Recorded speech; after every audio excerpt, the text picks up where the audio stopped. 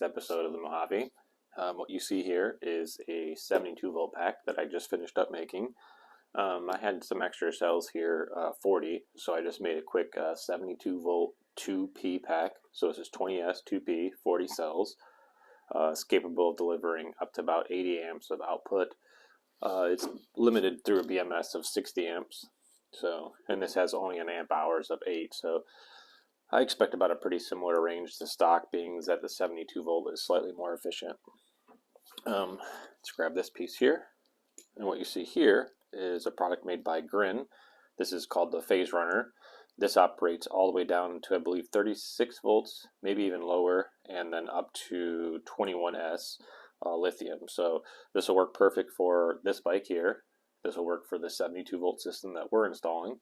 And the really cool thing is that they offer it in a L10 connector as well. I believe it's the 1019. And that's actually the factory connector that Super73 uses for the S2 and then the R and RX models. So this connector actually is plug and play. So you simply unplug it, plug it in, and then we're going to do some tuning. So what I'm going to do in this video is get the factory controller out, get the factory throttle off. We're going to install this battery in the factory saddle. We're going to replace the factory controller with the Phaserunner, and then we're going to see just how fast we can make this bike. So stay tuned as we go through this and get this on there. It should be pretty straightforward. Everything should be basically plug and play. So let's get this done.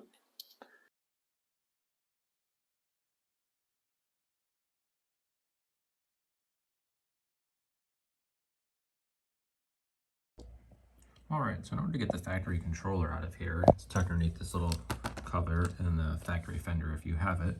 It's a number 4 Allen, and you just need to remove these 3 screws here, which I've already done.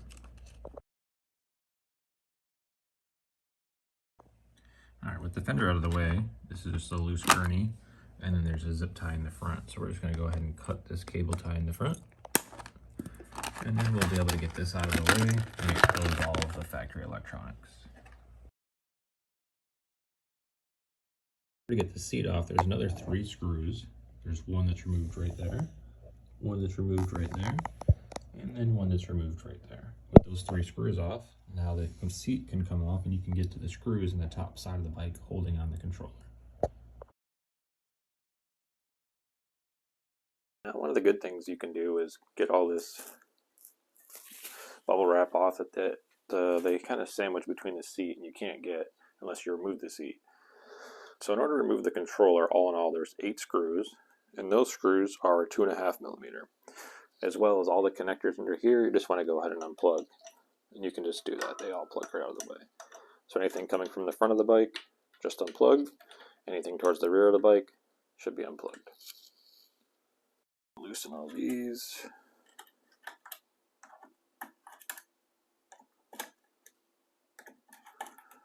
Wow, these were all really barely tight.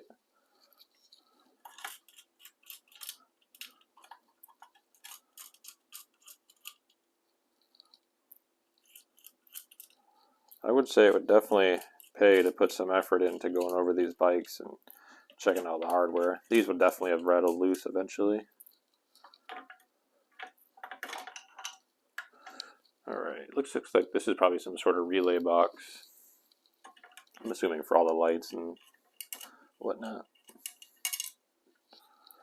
Try not to drop the screws. If you do, pick them up.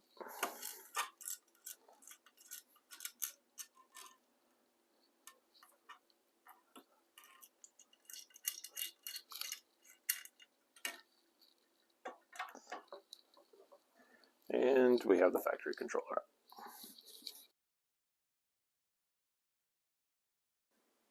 Alright, the next part we're going to do is remove the factory motor harness, which there's normally 2 zip ties. There's one back here and one here. I've already removed one.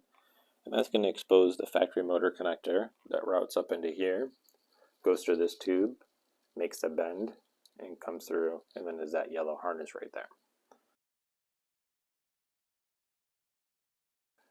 Alright, once you have the motor harness unzip tied, you want to pull out the grommet there. And you're going to want to pull out the grommet here on the frame where that yellow plug is, and then the harness goes up through here like I said. So you're just going to want to start pulling on this until the two wires come out, like you see like this. So if you've pulled it out of the tube correctly, it'll now look like this. So you have pulled this out of that side through there, and now you have the engine harness sticking through here.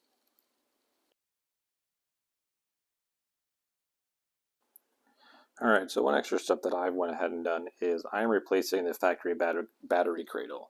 It removes with these 4 screws, as you see on the base there, and then we're going to pull this harness through the frame as well. The reason being is that the factory harness is all pre-ran, and it has this nice connector down here, this one right here, and I'd rather just keep this, and I'm actually going to sell all the factory products. So I'm going to fish this out and then replace this with the one that came with the battery, so that everything is factory Super 73 still to sell. No cutting. In order to snake this out, you just need to pull the rubber grommet out, slide that off the battery line, and then from there you should literally just be able to give it a tug, as you could hear. I'm going to actually set this down here.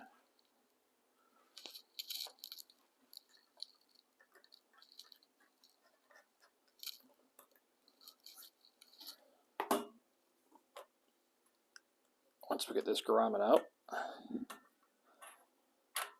boom, now the factory battery cradle is out, and we've retained the factory harness to sell.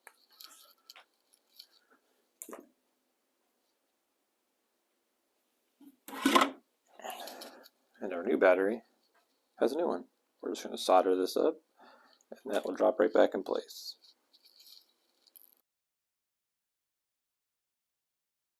Now we're going to route the new battery cradle.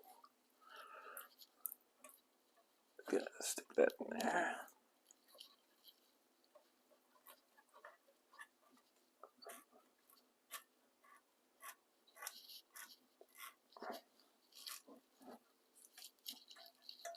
We'll just keep feeding this through until we feel it in the back.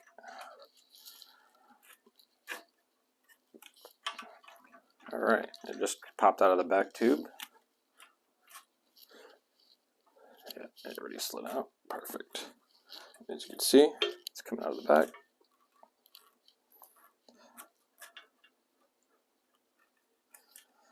And then now we just need to get this lined up. Perfect.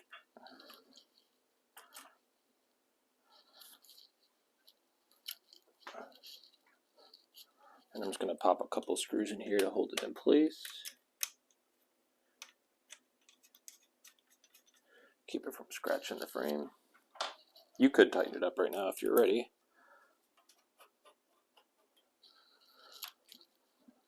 And then now we have the new motor cable rated for higher amperage. This is 10 gauge, and it's all run back to the controller.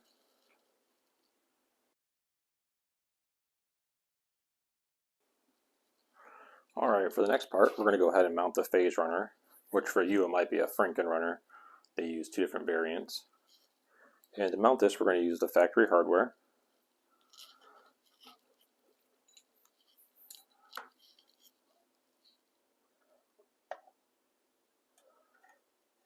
Now, I am mounting it slightly crooked, I guess you would say, to use factory holes.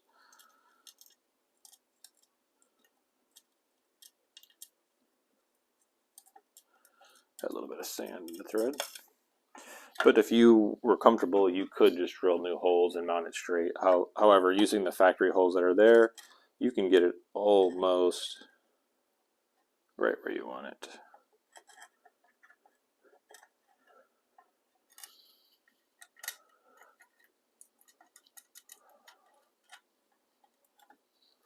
Alright, we're just going to snug this up now, slide it all the way forward.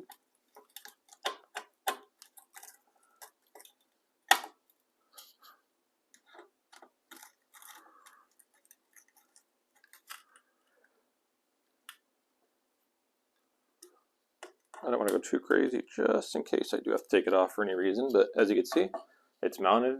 It has a nice heat sink now, and we have the factory harness run down to the motor, so we're looking good.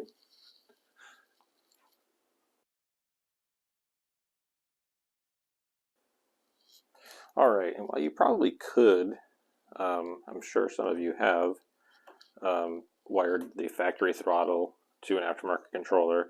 I'm going to avoid that and just make life easy on myself and hook up an aftermarket throttle, just run it all the way back. Maybe at a later date I'll figure out the pinouts, but for right now I don't feel like doing that. So we're going to go ahead and remove the brake. And the reason we're doing this is just to get the factory throttle out of the way.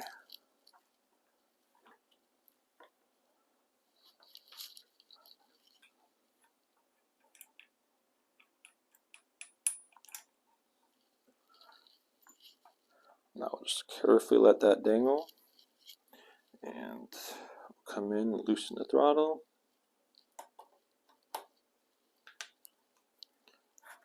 And now the throttle is loose, we're just going to go ahead and unplug it.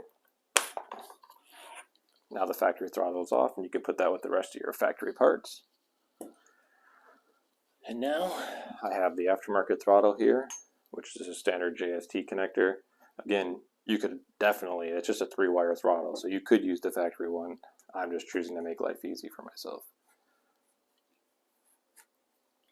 So I'm going to slide it on. I can see exactly where the old one was. Got that there. Put the brake back on.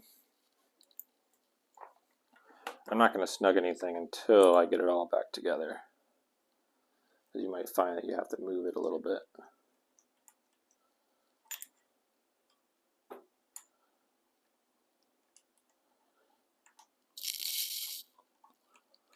Just want to point out though, so far we've cut no wires. A couple cable ties, but no wires.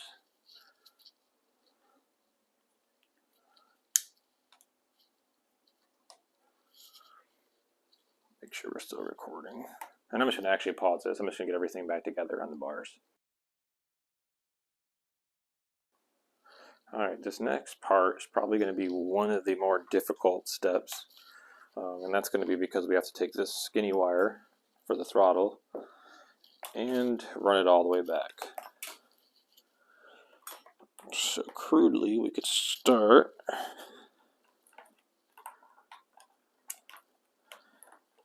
just get it in that vicinity over here.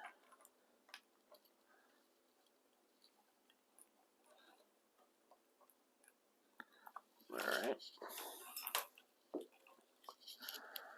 Now, once we have it with the factory wiring, you're going to want to route it with, just follow the factory wiring. We're going to stick it in this grommet here. I guess we're going to pull this grommet out. Like I said, this will be, I already knew before I even started this, that this would be the most difficult. Small wires like this are usually a pain to run. So I've inserted this through the grommet.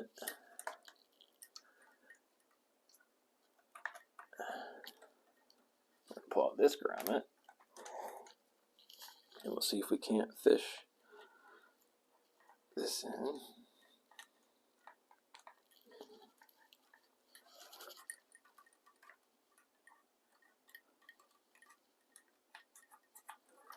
And like I said, I already knew this was going to be not fun, this part.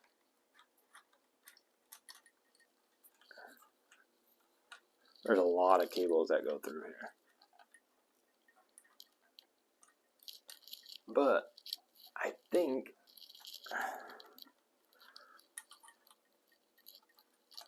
just like yourself, with some patience, you will get it. I'm going to just have, oh, one more run. Okay. Yep. So we're just going to go straight through here. And try to get to this back one. Which, yes, so that wasn't actually too bad. I still don't have it all the way out.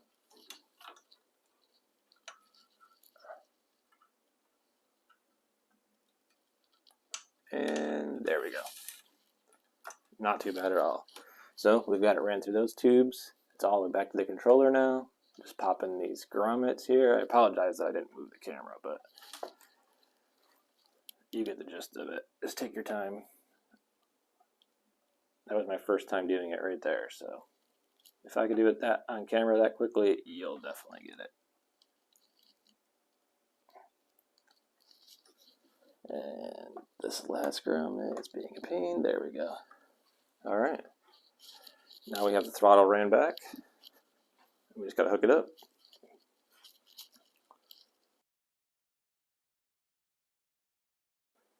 All right, now we can go ahead and tighten up this battery mount.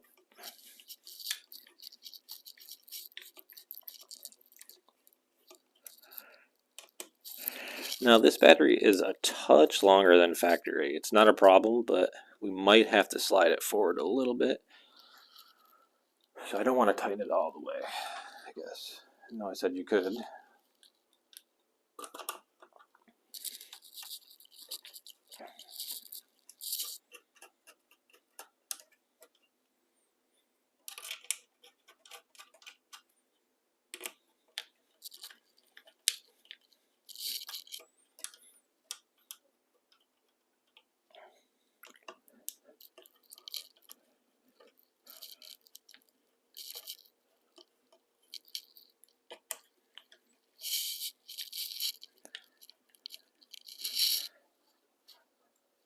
All right.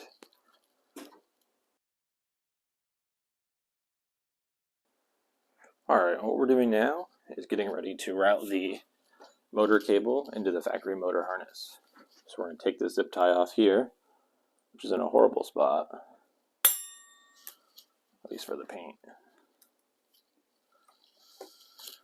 And now we're going to route it up here, a slightly different way.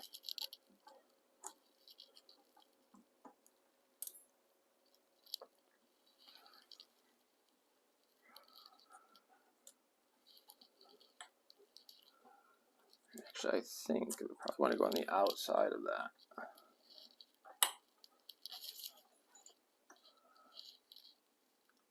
I just don't, yeah, you could use an extension and probably get factory routing.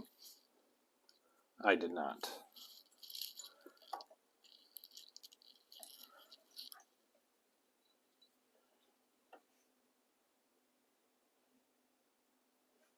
Probably going to do it just like that.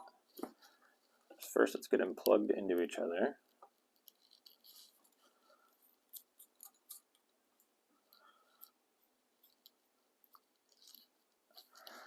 Oh, I got this grommet down here, not pushed it all the way. There we go. All right, so just like that, we're going to zip tie it right here. Basically along this tube and this tube, just very carefully, and we'll be good to go.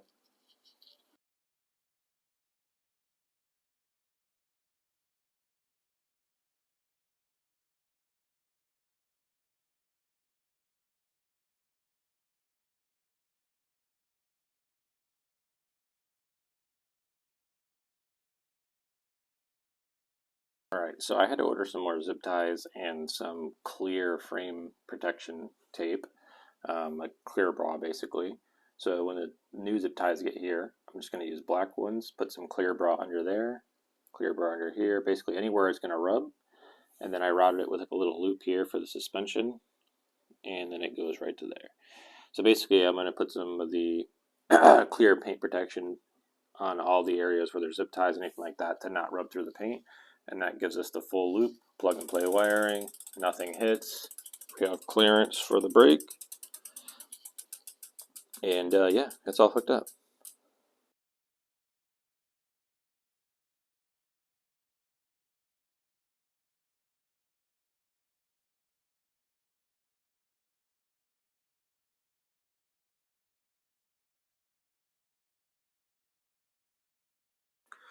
Alright, in this section of the video, I'm going to show you how to actually get the tune uploaded to the Phaserunner, or frankenrunner in your case. So using the provided cable that would have come with your product from Grin, out of focus there. So using this cable, you're going to plug it into your controller, and then we're going to go ahead and plug it into our USB as well. And then once we do, you're going to wait for the screen to pop up, and it'll say, yep, right there, success, Phaserunner is connected. So now that you're here, you're going to want to open up the base map. So to do that, you're just going to File, Open Parameter File, and then you're going to go to the file that you downloaded and open it. So I don't know where that's going to be on your computer, so that'll be specific, so I won't go there on mine. But just wherever you save the tune file that you downloaded. So once you open it, it's going to look similar to this. The voltages will be different because on the base map I'm including, it'll be just set up for yours.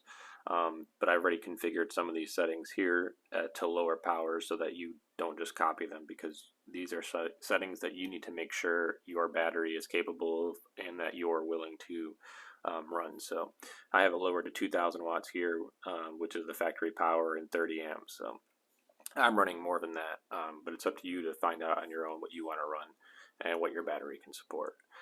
But anyways, once you have it opened, you'll just come over to here to the Save Parameters tab. You'll just press that, and then it's going to save. And when you open it, there'll be 2 stars next to it. And when you do that, that'll mean that it's not saved. Basically, what's on the computer doesn't match what's on the controller. So once you actually save it properly and hit Save Parameters, then you'll see that. And here, I'll make a quick change. We'll bump this to 35. Now you see how it's got these stars here? Now when you click Save, now they're gone. So that just means that there was a mismatch, and now there's no longer a mismatch. So yeah, from this point you're ready to go. The bike should operate. It should work perfectly. You can scroll over here to the dashboard tab and check it out. So right here my voltage is at 80, and obviously we're just sitting here, but if I was to accelerate, it would all read here, and you can check everything out and make sure it's working. And then underneath the basic setup tab, if you had any faults, they'll be right here. So if you have any faults or it's not working at this point, you can just contact me, but it should work at this point, no problem. And then at some point you're going to want to do once you do open this and you get everything saved here, you'll want to do the auto tune. So complete the auto tune settings. It'll be step by step. It'll tell you exactly what it's doing. One will be a standstill test where it's just testing the resistance of the motor, and you'll hear it make some noises. The second, the motor needs to be in the air because it can spin the wheel for about 15 seconds. And then when it's done, you're going to want to come back, save it, right? So you do the auto tune, save. Then you're going to want to come back and you're going to want to change these parameters back. So it's going to have changed the feedback bandwidth tuning when you're done, part of the auto tuning process. But you're going to want to change them back to these settings. And if you don't, it will not be smooth. So you will know. So again, run the auto tune so it gets the Hall signals learned. And you're going to come back here and you're going to change the feedback tuning settings to these settings. And you'll have a very smooth factory-like running bike. And then from here, you can turn the power up. So have fun. Alright folks, and there you have it. That's a 72 volt stock motor, factory battery replacement, Phaserunner. Get up in there. We're going to clean up the motor harness, but other than that, it looks good. Basically stock looking.